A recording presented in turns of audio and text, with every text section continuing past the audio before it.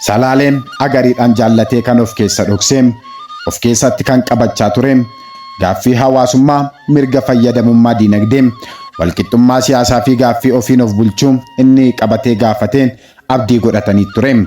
Agariin hordoffii fi to'annoo waan itti cimeef maqaa fi iddoo jijjiirrachuu jalqabeem. Qeesii fakkaateen, maraataa fakkaateen, uffata dubartii uffateen, boo keessa meeshaa kaawwachaam haala hundumaanuu diina isaa rakkisaa tureem. Namoonni isa hordofanis waan inni fakkaate jedhaman maraam hidhanii sakatta'aa turaniim. Agariin garuu isaan keessa hin jiruum. Salaalee agariin mararfateem akkanaan sirbeefi tureem. Kuyyuu hin roobin cabbiim, nabseetti faradanii agarii tulluu baasii yaa rabbiim. Yaa hoolota oborii hoolota amdee gurguran saniim, shiboo irra maranii harka agariis abiddasaniim. Yaadhatoo yaa tarrafuu tokko du'ee lamattafuum, lama du'ee maalittafuum.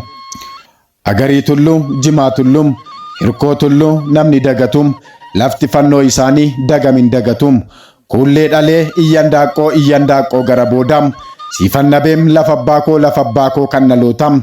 Tuqanii na kaasanii biyyaa na calaasanii, tuttuqaan biyyee kaasaa tuqaan kanniisa kaasaa. Maal abbaasaan na tuqum awwaal diigessa na'um.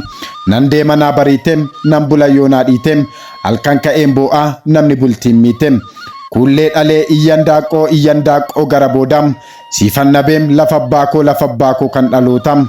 Yoo utubaan dhaabanim samiitu jigeense'eem, yoo wadaroodhaanidhaan waaqatu jigeense'eem.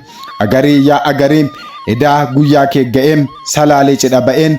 Ummanni salaaleem gaafa wareegama isaam kan isaafim geeraredhaam.